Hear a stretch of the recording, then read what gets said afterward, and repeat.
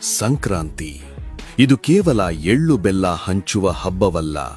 ಇದು ಭಾರತೀಯ ಸನಾತನ ವಿಜ್ಞಾನ, ಖಗೋಳಶಾಸ್ತ್ರದ ಅದ್ಭುತ ಸಂಗಮ ಮತ್ತು ಬ್ರಹ್ಮಾಂಡದ ವಿಸ್ಮಯ. ಇದರ ಹಿಂದಿನ ರಹಸ್ಯಗಳನ್ನು ಕೇಳಿದರೆ ಪ್ರತಿಯೊಬ್ಬ ಭಾರತೀಯನಿಗೂ ಹೆಮ್ಮೆಯಾಗುತ್ತೆ. ನಂಬರ್ 1, ಸಾವನ್ನೇ ಕಾಯುವಂತೆ ಮಾಡಿದ ಭಾರತೀಯ ವಿಜ್ಞಾನ.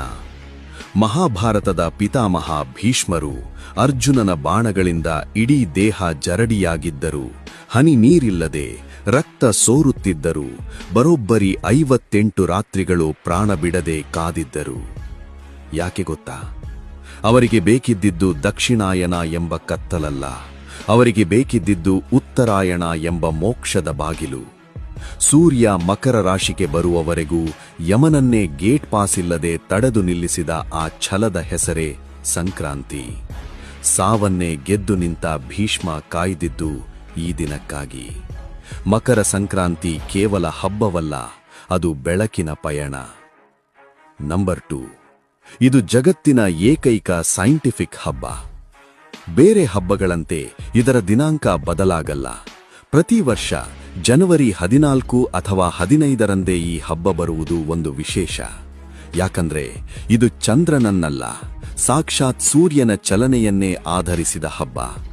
ಸಾವಿರಾರು ವರ್ಷಗಳ ಹಿಂದೆಯೇ ಟೆಲಿಸ್ಕೋಪ್ ಇಲ್ಲದ ಕಾಲದಲ್ಲೇ ಸೂರ್ಯನ ನಡೆಯರಿತಿದ್ದ ನಮ್ಮ ಋಷಿಮುನಿಗಳ ವಿಜ್ಞಾನಕ್ಕೆ ಒಂದು ಸಲಾಂ ಹೇಳಲೇಬೇಕು.